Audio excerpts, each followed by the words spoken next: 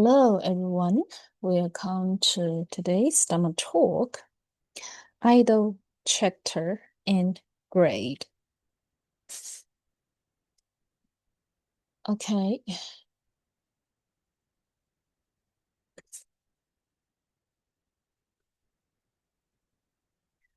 Today, I want to have a deep chat with you about something we do every day, but really realize how serious the consequences are, talking nonsense. At the same time, we'll explore a deeper topic. When we've already made mistakes in the past and planted bad courses, how can we hack our destiny at a fundamental level of cause and effect to prevent those disasters from happening? First, let's observe our daily conversations. Do you often say things that have no real meaning, or make jokes at other people's expense, or even belittle them? In the ancient wisdom teachings, this is called idle chatter or frivolous speech. You might feel a little wronged and not viciously slandering anyone, and just joking around and say something useless things. Why call these words dirty or defiling? Because the law of cause and effect is extremely precise, so precise that it inspires awe. Every piece of information you send out will eventually return to you completely intact. When you bring peace and joy to others, you receive peace and joy. When you confuse others with idle talk, you yourself fall into deeper confusion. Let me give you a very down-to-earth example. Suppose every morning you hear the neighbor's rooster. Okay, so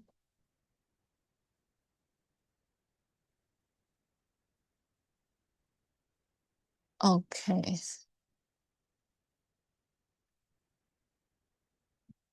Sorry, let's repeat a little bit. When you confuse others with idle talk, you yourself fall into deep confusion.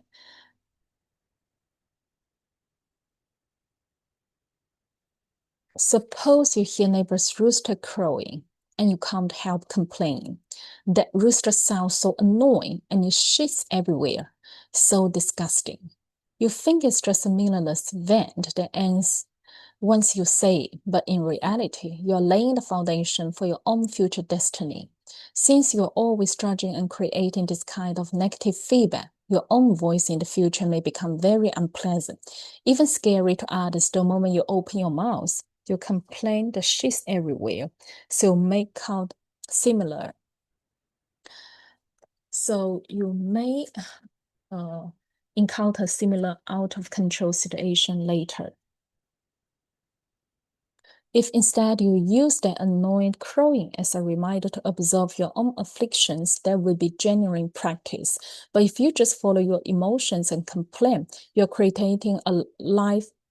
Check to yourself. Even the great Buddha will exempt from this law. There was a period when the Buddha suffered from severe headache and was even forced to eat horse weight, course horse further, for 3 months. Why? Because in a past life before his enlightenment, he had hit a big fish on the head, and he had also harshly scolded other practitioners, saying they didn't deserve good food and only deserve horse weight. Because of those few words and small actions, even after he became a Buddha, he still had to experience the karmic results. Therefore, a truly wise person, seeing you indulge in meaningless chatter every day, won't adore, respect you. They will only feel pity.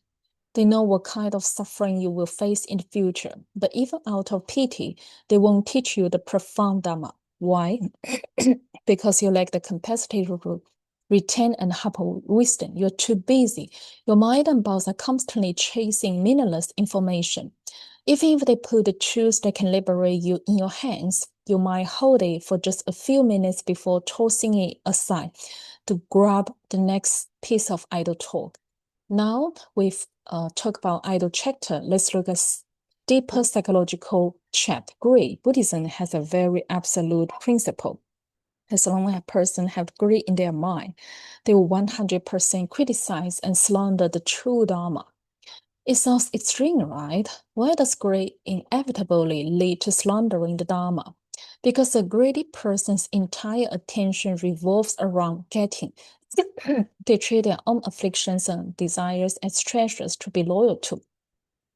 When the Buddha tells them grief for food, clothes, and pleasure will only bring you suffering, they become very unhappy. They think, I enjoy eating so much. Desire, clothes look so good on me. How dare you say that things are bad? You're just talking nonsense. In real life, we often see people who, for the sake of faith, spend an entire month's salary on luxury clothes, starving themselves in the process, all while imagining others will admire them. But in reality, people don't care whether they are wearing designer brands. They just think this person is abnormal. They are clearly suffering, yet they believe they are happy. A mind dominated by greed generates countless messy delusions. In the ancient classes, this is called the demon of afflictions.